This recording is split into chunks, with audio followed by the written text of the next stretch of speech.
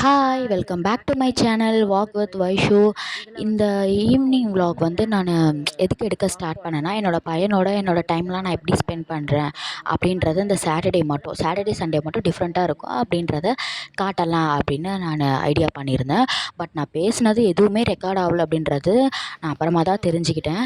ஆக்சுவலாக பார்த்தீங்கன்னா, எனக்கு மைக்கு அந்த மாதிரி எதுவுமே நான் இன்னும் வாங்கலை. மைக்கு, ட்ரைபாடு அந்த மாதிரி எதுவும் பெருசாக இன்வெஸ்ட் பண்ணல யூடியூப் சேனலுக்கு. ஜஸ்ட்டு வீடியோ மட்டும் எடுத்து வச்சுப்பேன். அதுக்கப்புறமா நான் இந்த மாதிரி வாய்ஸ் ஓவர் கொடுத்துப்பேன். சரி, இந்த ஈவினிங்கில் நான் என்னென்னலாம் பண்ணுறேன் அப்படின்றத பார்க்கலாமா இந்த வீடியோவில்? அங்கே பார்க்கலாம்.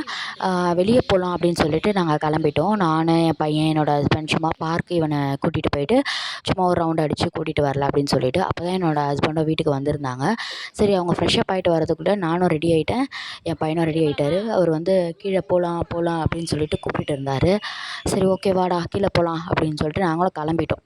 ஆனால் அவருக்கு வந்து வரவும் மனசு இல்லை. அவங்க டேடி வந்து உள்ளே இருக்காங்க அப்படின்னு சொல்லிட்டு வெயிட் பண்ணுன்னு சொல்லிட்டு இருந்தான். கீழே பார்த்தோம்னா ரொம்ப எம்டியாக தான் இருந்தது. ரொம்ப காலியாக இருக்கும். எப்பவுமே எங்கள் ஏரியா கொஞ்சம் சைலண்ட்டாகவே இருக்கும். அதனால் நான் மோஸ்ட்டாக வீட்டில் இருக்க மாட்டேன். எங்கன்னா என் பையனை கூப்பிட்டுட்டு கொஞ்சம் வெளியே கூட்டிகிட்டு போயிடுவேன். ஏன்னா அவனுக்கு வந்து கொஞ்சம் எல்லாருக்கூடயும் பழக வச்சா தான் அவனுக்கு ஃப்யூச்சரில் நல்லா இருப்பான், நல்லபடியாக எல்லாருக்கிட்டையும் பழகுவான் அப்படின்ட்டு. அவன் ரொம்ப வந்து இன்ட்ரோவர்ட்டாக இருக்கான். அதனால அவனை கொஞ்சம் எல்லா இடத்துக்கும் இப்போ தான் கொஞ்சம் நாளாக பழக்கிட்டு இருக்கேன். எல்லா இடத்துக்கும் கூட்டிகிட்டு போயிட்டு எல்லாருக்கிட்டையும் பேச வச்சுட்டு அப்படி சரின்னு சொல்லிட்டு அப்படியே கீழே வந்துட்டேன் நான். வெளியே வெயிட் பண்ணிகிட்ருக்கலாம், ஸ்கூட்டிலாம் ஆன் பண்ணிகிட்ருக்கலாம். அவர் அந்த சைடாக வந்து இறங்கி, எங்களுக்கு 2 ஸ்டெப்ஸ் இருக்குது. ஸோ அவர் அந்த சைடு இறங்கி வந்துட்டார். வெளியவே அப்படியே நாங்கள் கிளம்பிட்டோம். ஈவினிங் பார்த்திங்கன்னா, நாங்கள் எப்பவுமே இந்த மாதிரி இருக்காது. ஜஸ்ட்டு சாட்டர்டே சண்டே மட்டும் தான் நாங்கள் வெளியே போவோம். மற்ற நாள் எல்லாமே நான் சும்மா இவரை ஒரு வாக்கிங் மாதிரி கூட்டிகிட்டு வருவேன். அன்றைக்கி என்னென்னு தெரில, கிளைமேட்டுமே ரொம்ப சூப்பராக இருந்தது.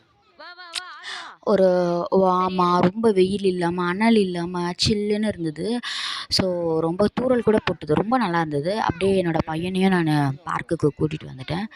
அவர் ஒரே எக்ஸைட்மெண்ட் ஆகிட்டார். அந்த ஸ்லைடில் அவருக்கு விளையாடணும்னு ஆசை.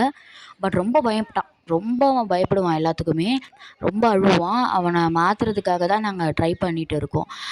கொஞ்சம் எல்லாருக்கிட்டேயும் பழக்கட்டும் அப்படின்னு சொல்லிட்டு. ஃபஸ்ட்டு ஸ்டார்டிங்கில் ரொம்ப தயங்கினார் ஏறுறதுக்கு. அதுக்கப்புறம் பொறுமையாக அவர் ஏற ஸ்டார்ட் பண்ணிட்டார். அதான் அவங்க டாடி வந்து ஏறு நீ அப்படின்னு சொல்லிகிட்ருக்காங்க. அப்புறம் ஏறிட்டு கொஞ்சம் போஸ்லாம் கொடுத்துட்ருக்காரு பாருங்கள். கிளைமேட்டுமே ரொம்ப நல்லா இருந்தது. அப்போ ரொம்ப நல்லாவே இருந்தது. அவன் விளையாடுறதுக்கும் அவனுக்கு கம்ஃபர்டபுளாக இருந்தது.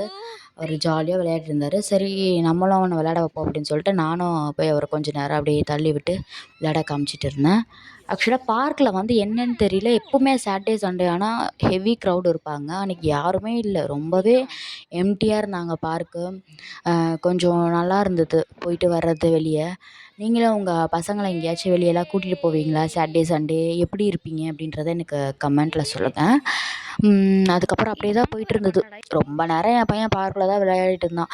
சரி வாடா ரவுண்ட்ஸ் போகலாம் அப்படின்னு கூப்பிடும்போது, ஒன்றும் பார்க்கு விளையாடிட்டே இருக்கலாம் அப்படின்ற மாதிரி அவர் ரொம்ப ஜாலியாகிட்டார். அவருக்கு பின்னாடி போகிறவங்களாம் ஃபஸ்ட்டாக போயிட்டு செகண்ட் ரவுண்ட் வரும்போதே ஃபஸ்ட் ரவுண்டு விளையாடி முடிப்பார். அந்த மாதிரி அவர் போயிட்டுருக்கும்போது சரின்ட்டு ஃபைனலாக நாங்கள் ஒரு ரவுண்டு மாதிரி அடித்தோம். அடிக்கும்போது தான் அந்த பானிபூரி கடையை பார்த்தேன். விடுவேனா, பானிபூரியை சாப்பிட்டாச்சு.